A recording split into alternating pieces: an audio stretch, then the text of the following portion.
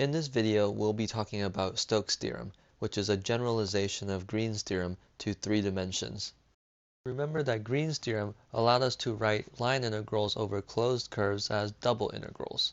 It states that if F is a vector field with components m and n, and C is a positively oriented closed curve on the xy plane, and R is the region enclosed by C, then the line integral of f dot dr over the closed curve C is equal to the double integral of the partial derivative of n with respect to x minus the partial derivative of m with respect to y over the region R. So again, Green's theorem helps us calculate the work done by a force field F on an object traveling along C in 2 dimensions. What we want to do is generalize this to 3 dimensions. First, we need to talk a little bit about orientation. Let S be an oriented surface with unit normal n. We say that the boundary of S has positive orientation if it follows the right-hand rule. Meaning, if you take your thumb and point in the direction of the unit normal and curl your fingers around, then the boundary of S will go in the direction of your fingers. For example, if n points upwards, then the boundary of S has positive orientation if it goes counterclockwise when viewed from above. So now, here's Stokes' theorem. Suppose that S is an oriented piecewise smooth surface with unit normal n. And suppose its boundary is simple, closed, and piecewise smooth with positive orientation. Let F be a vector field with continuous first partial derivatives. Then the line integral of f dot dr over the boundary of S is equal to the surface integral of curl of f dot n over the surface S. So you'll notice a lot of similarities between Green's theorem and Stokes' theorem. On the left, we're looking at the line integral of f dot dr. And on the right, we have a double integral in Green's theorem and a surface integral in Stokes' theorem. The thing that we're integrating here in Green's theorem, partial derivative of n with respect to x minus partial derivative of m with respect to y, told us something about whether the vector field was conservative. For 2-dimensional vector fields F, we know that it's conservative if and only if the partial derivative of n with respect to x is equal to the partial derivative of m with respect to y. Now similarly, in Stokes' theorem, we're looking at the integral of the curl of f dot n. Again, the curl of f can help us determine whether or not a vector field is conservative. A 3-dimensional vector field F is conservative if and only if the curl of f is the 0 vector. So this is why we say that Stokes' theorem is a generalization of Green's theorem. Now, we won't be proving Stokes' theorem in this video, but we're going to look at some examples. In this example, let S be the portion of the plane 4x plus 2y plus z equals 4 in the first octant oriented upwards. And suppose that the boundary of S has positive orientation. Let F be the vector field with components xz, yz, and x squared plus y squared. We're asked to find the line integral of f dot dr over the boundary of S.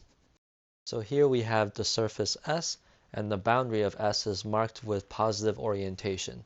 Now, if I had to calculate the line integral of f dot dr over the boundary of S without Stokes' theorem, then I would need to separate the boundary of S into 3 lines, then calculate the line integral of f dot dr over each line and then add it up.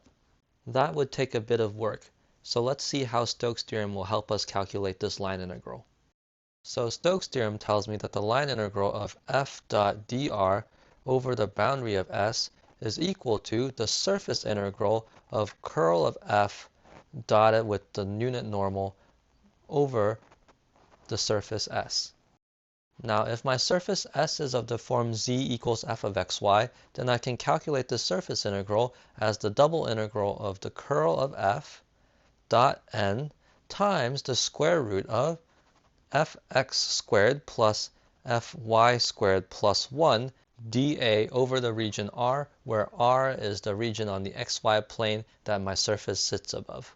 First of all, our surface is the plane, which can be written in the form z equals 4 minus 4x minus 2y. To find my region R, I'm going to take my surface and project it down onto the xy plane. In my projection, I can find that the equation for this line is given by 4x plus 2y equals 4. So when I'm doing my double integral, I can choose an order of integration, either dy dx or dx dy. So for example, we can pick dy dx, so I'll draw vertical lines through my region.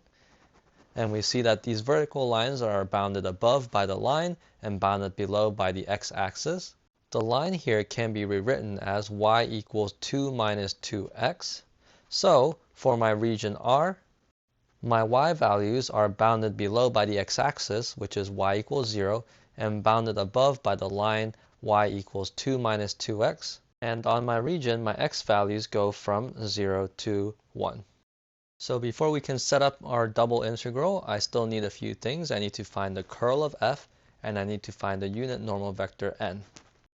The curl of f is given by del cross f, which is the determinant of the matrix I, j, k, partial with respect to x, partial with respect to y, partial with respect to z, and then the components of the vector field xz, yz, x squared plus y squared.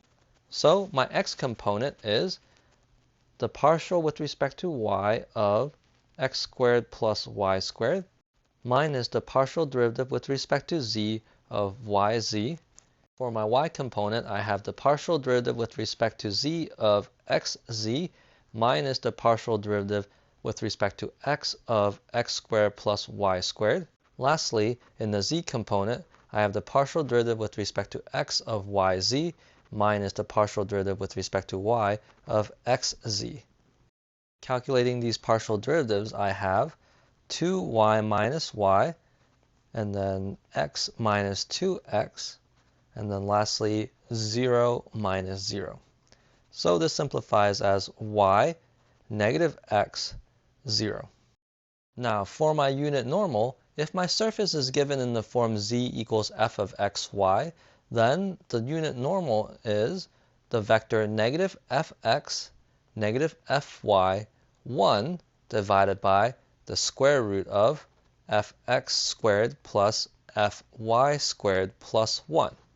Notice that the square root of fx squared plus fy squared plus 1 shows up in the denominator and in the numerator. So eventually these two quantities will cancel out. So what I really need to do is calculate this vector negative fx negative fy 1.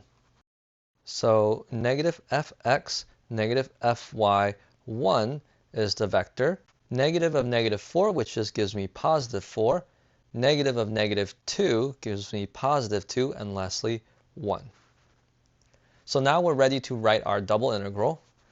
We have the double integral over the region R of the curl of f, which is the vector y negative x 0, dotted with negative fx negative fy 1. So that's dotted with 4, 2, 1 dA, which is the double integral. Now if I do this dot product, I get 4y minus 2x, and I'm doing this in the order dy dx. And my y's go from 0 to 2 minus 2x, and my x goes from 0 to 1. Now I won't go through the details of this integral, but you should end up with 2. So that's the line integral of f dot dr over the boundary of S. Let's go through one more example. In this example, S is the portion of the paraboloid z equals 1 minus x squared minus y squared in the first octant, and it's oriented upwards. Suppose that the boundary of S has positive orientation. Now let f be the vector field 2yz, e to the y, and xy. We're asked to find the line integral of f dot dr over the boundary of S. Here we've drawn S and the boundary of S with positive orientation. So again, I'm going to use Stokes' theorem to help me calculate this line integral.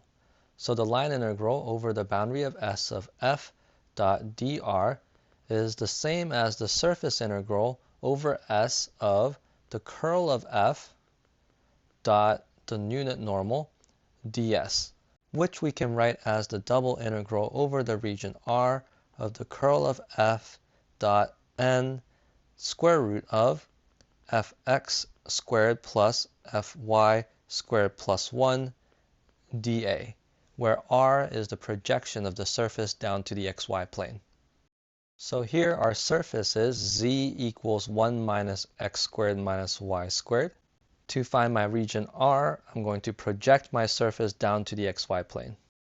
As we can see in this projection, our region R can be described as a polar region.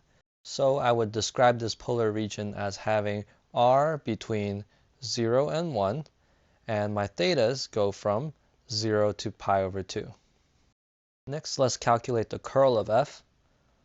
The curl of f is del cross f, which is the determinant of I, j, k, partial with respect to x, partial with respect to y, partial with respect to z, and 2yz e to the y xy.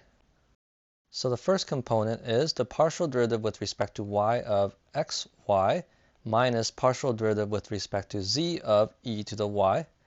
For the second component, we have the partial derivative with respect to z of 2yz minus partial derivative with respect to x of xy. And in the third component, we have partial derivative with respect to x of e to the y minus the partial derivative with respect to y of 2yz. Calculating these partial derivatives, we have x minus 0, we have 2y minus y, and then lastly, we have 0 minus 2z. So the curl of f is x, y, negative 2z.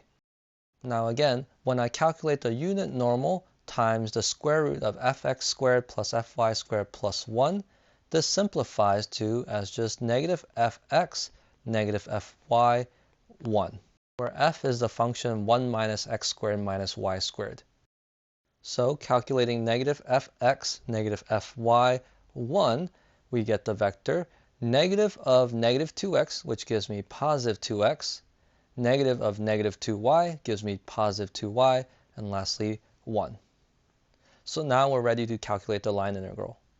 The line integral over the boundary of S of f dot dr is equal to, by Stokes theorem, the double integral of the curl of f, which in this case is the vector x, y, minus 2z, dotted with negative fx, negative fy, 1, which is the vector 2x, 2y, 1, dA over the region R.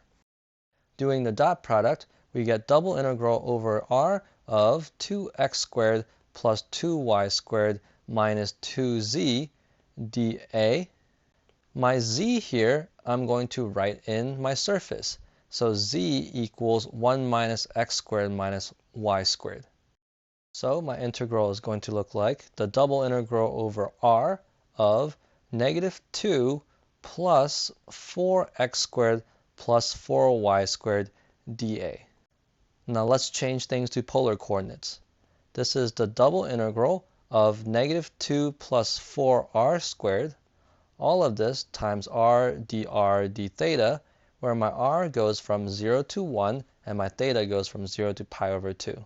When we integrate this, we get 0. So that's the line integral of f dot dr over the boundary of S. From our examples, you can see that Stokes' theorem is very useful in helping us calculate line integrals of the form f dot dr over closed curves in 3 dimensions. That's it for this video. Thank you so much for watching.